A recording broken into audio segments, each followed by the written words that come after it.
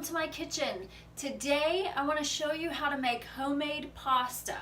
Making pasta from scratch is so absolutely rewarding, and you only need a few ingredients, and you probably have them in your pantry right now. So let me walk you through the ingredients and we'll get started. Okay, to make pasta, all you need is some flour, some eggs, some oil, and some salt.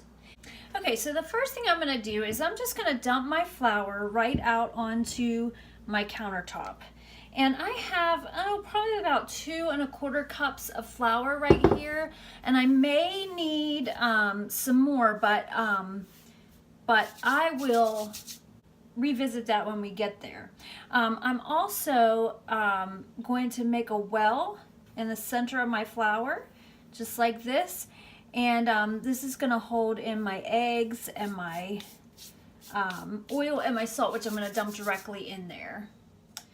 Now that that's ready, I'm going to take my salt and my oil and I'm going to add it right into my eggs. And I'm going to give this a little whisk with my fork just to kind of break it up a little bit and get it going. You can crack your eggs right into the center of your well if you want to. That's fine. But I'm just going to help it get going. And then what I'm going to do is just dump this right into the center there, just like that. And I'm slowly going to start incorporating some flour from the sides into my egg mixture. And what I'm looking for is for it to get thick enough so that the eggs kind of start pulling away from the counter. So I'm just going to keep beating it just in this like circular motion.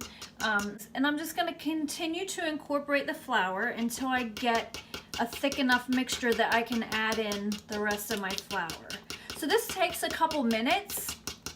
You can absolutely do this in the food processor, but I find that I like to do it by hand because that way I can tell, whether I need more flour, how wet my dough is.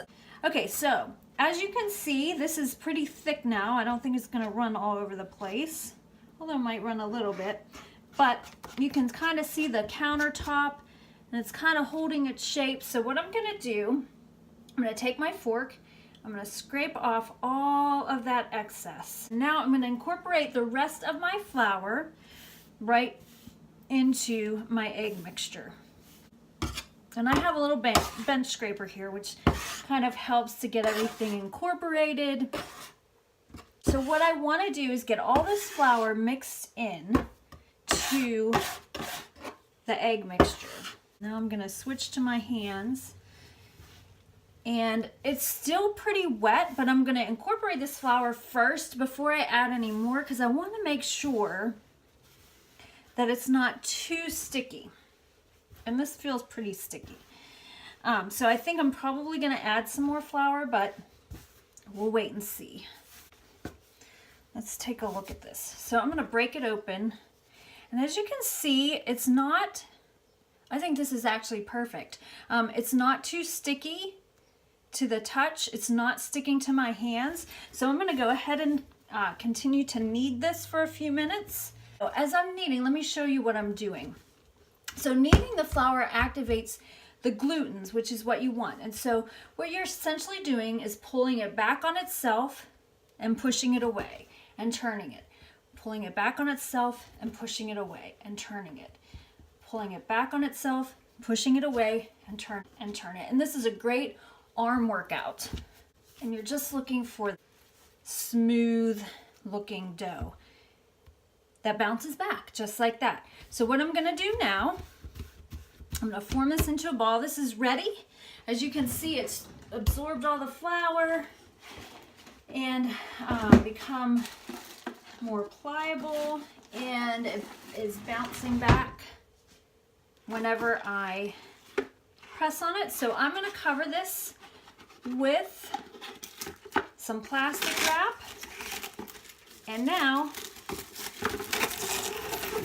just like this, because you don't want the dough to dry out. So I'm going to cover it with some plastic wrap, set it aside, and let it rest for 30 minutes, and then I'll show you the next step. Okay, so I have started rolling my pasta sheets, and I want to show you how I do that. It's really easy, especially I have this attachment for my mixer, and but you can absolutely do this by hand as well. You just have to roll the sheets really thin, almost so they're transparent that you can see through them. And I'll show you that when we get there, but I want to show you how I roll out my dough. So what I did was after it rested for 30 minutes, I took it out of the plastic wrap, and I kind of worked it a little bit. It rested and absorbed all of the flour was able to absorb all of that liquid, and so that's why you want to let it rest. And now it's a soft, pliable dough. I don't need any flour, and that's what I want. That's what I want. I don't want to add any more flour to my dough because it doesn't serve a purpose. And so so my dough it's not too sticky, it's not too dry, so I'm able to run it through the machine. So what I do is I start at the widest setting, and I just flatten out my dough a little bit. I did cut it into pieces so that it would be manageable, and I just flatten out my dough here, and on the widest setting, I'm just gonna send it through. I have the machine set at about a number 2 speed. So that's the first time through. Now I'm going to keep it on the widest setting, and I'm going to fold it in thirds. So I'm going to fold this end into the middle, and I'm going to fold the other end over to the end of that one. And then I'm going to make it so that it's flat enough to fit through my machine. And with the seam side down, I'm going to run it through on the widest setting one more time.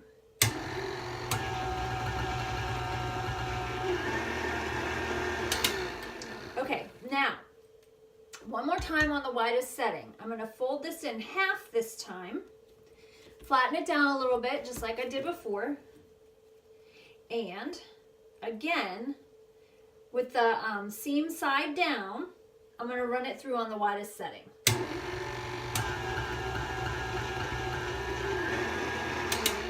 Okay, so that's the only time that I run it through 3 times. So I run it through once, I fold it in thirds, I run it through again, I fold it in half, and I run it through again, all on the widest setting. So now what I'm going to start to do is I'm going to start to make this dough thinner. So I'm going to go to the next setting on my machine, and I'm going to run it through one time, just like this.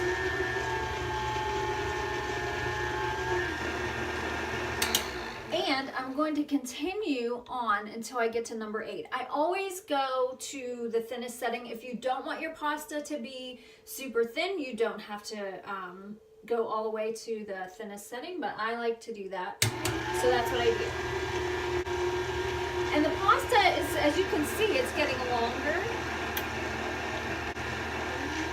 and thinner, which is what you want. And if it gets too long, you can absolutely cut this in half so that you can, more easily manage it. This is one of my favorite things to do, actually. I think it's so relaxing. I could just stand here and roll pasta and daydream for hours. I really could. It's one of those mindless jobs, I love those kind of jobs. Want to make sure that it doesn't rip. There we go. Look at that. Now we have a really long sheet of pasta, and you can see how transparent it is. Isn't that awesome? I'm just going to lay it on my towel here, because what I want to do is I want it to dry. So I like to let it dry a little bit before I cut it so that so none of the noodles stick together. So I like to get it to kind of like almost a leathery consistency, but I'll show you that whenever we get there. I'm going to continue to roll my pasta, and I'll see you in a few minutes. Okay, so my pasta sheets, I'm almost done cutting them, and I wanted to show you what they look like. So this is the pasta sheet, and I've let it dry for about an hour and a half or so. So you can see it's still very pliable. I can bend it, but it's not sticking to each other. So when I cut this fettuccine, it's not going to stick to each other once it's cut. Now, if you wanted to cut it by hand, all you would need to do is roll it up like this and take a knife and just slice it the size that you want it. And I would still wait till it's a little bit dry to do that, so the pasta doesn't stick to itself. I didn't want to add more flour because I just don't want a lot of flour on these, and so that's why I let them dry. But okay, so here we go. I'm going to cut them and show you what they look like. So I'm just running them through the machine, and of course I'm going to grab them as they come through, and you'll have little pieces. There we go. Little pieces will fall off, but you can certainly use those too. And then this is what you get, this beautiful fettuccine, and see how it doesn't stick to each other. So you can cook this right away. All you want to do is put it in some salted boiling water, and it only takes like a minute to cook, really. So once it floats to the top, just stir it a couple times and it's done really fast.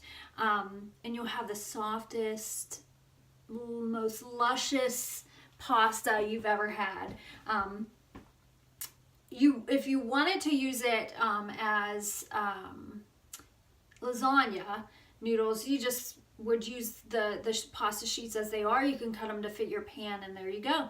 I don't boil those. I just put them in raw, and then they cook in the sauce. You can freeze the pasta. You can just make a little nest with the noodles and let them dry a little bit more. You can flash freeze them, and then once you put them in, you can put them in a bag.